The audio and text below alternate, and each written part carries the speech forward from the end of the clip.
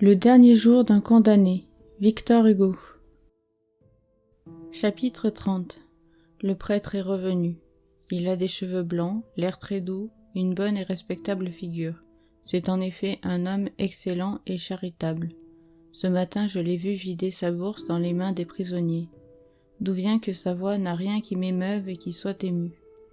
D'où vient qu'il ne m'a rien dit encore, qu'il m'ait pris par l'intelligence ou par le cœur? Ce matin, j'étais égaré, j'ai à peine entendu ce qu'il m'a dit. Cependant, ses paroles m'ont semblé inutiles, et je suis resté indifférent. Elles ont glissé comme cette pluie froide sur cette vitre glacée. Cependant, quand il est rentré tout à l'heure près de moi, sa vue m'a fait du bien. C'est parmi tous ces hommes, le seul qui soit encore homme pour moi, me suis-je dit. Et il m'a pris une ardente soif de bonnes et consolantes paroles. Nous nous sommes assis, lui sur la chaise, moi sur le lit. Il m'a dit « Mon fils ». Ce mot m'a ouvert le cœur. Il a continué « Mon fils, croyez-vous en Dieu ?» « Oui, mon père, lui ai-je répondu. »« Croyez-vous en la sainte Église catholique, apostolique et romaine ?»« Volontiers, lui ai-je dit. »« Mon fils, a-t-il repris. »« Vous avez l'air de douter. » Alors, il s'est mis à parler. Il a parlé longtemps. Il a dit beaucoup de paroles. Puis, quand il a cru avoir fini, il s'est levé et m'a regardé pour la première fois depuis le commencement de son discours, en m'interrogeant. « Eh bien ?» Je proteste que j'avais écouté, avec avidité d'abord, puis avec attention, puis avec dévouement. Je me suis levé aussi.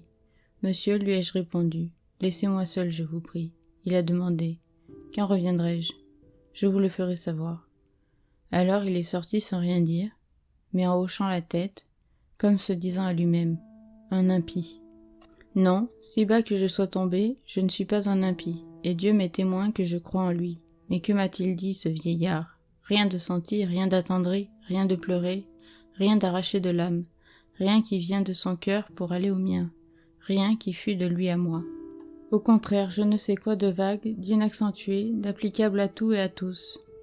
Emphatique, où il eût été besoin de profondeur, plat où il eût fallu être simple, une espèce de sermon sentimental et d'élégie théologique, çà et là une situation latine en latin, Saint-Augustin, Saint-Grégoire, que sais-je. Et puis il avait l'air de réciter une leçon déjà 20 fois récitée, de repasser un thème, oblitéré dans sa mémoire à force d'être su. Pas un regard dans l'œil, pas un accent dans la voix, pas un geste dans les mains. Et comment en serait-il autrement? Ce prêtre est l'aumônier en titre de la prison. Son état est de consoler et d'exhorter, et il vit de cela. Les forçats, les patients, sont du ressort de son éloquence. Il les confesse, et les assiste parce qu'il a sa place à faire. Il a vieilli à mener des hommes mourir. Depuis longtemps, il est habitué à ce qui fait frissonner les autres. Ses cheveux, bien poudrés à blanc, ne se dressent plus. Le bagne et l'échafaud sont de tous les jours pour lui. Il est blasé. Probablement, il a son cahier. Telle page les galériens, telle page les condamnés à mort. On l'avertit la veille qu'il y aura quelqu'un à consoler le lendemain, à telle heure. Il demande ce que c'est, galérien ou supplicié, et relit la page, puis il vient. De cette façon, il advient que ceux qui vont à Toulon et ceux qui vont à la grève sont un lieu commun pour lui, et qu'il est un lieu commun pour eux.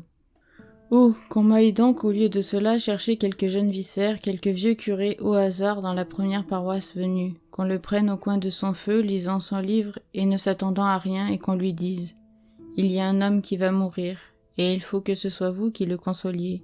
Il faut que vous soyez là quand on lui liera les mains, là quand on lui coupera les cheveux, que vous montiez dans sa charrette avec votre crucifix pour lui cacher le bourreau, que vous soyez cahoté avec lui par le pavé jusqu'à la grève, que vous traversiez avec lui l'horrible foule buveuse de sang, que vous l'embrassiez au pied de l'échafaud, et que vous restiez jusqu'à ce que la tête soit ici et le corps là. Alors, qu'on me l'amène tout palpitant, tout frissonnant, de la tête aux pieds, qu'on me jette entre ses bras, à ses genoux, et il pleurera, et nous pleurerons, et il sera éloquent, et je serai consolé, et mon cœur se dégonflera dans le sien, et il prendra mon âme, et je prendrai son Dieu. Mais ce bon vieillard, qu'est-il pour moi? Que suis-je pour lui? Un individu de l'espèce malheureuse, une ombre comme il en a déjà tant vu, une unité à ajouter au chiffre des exécutions.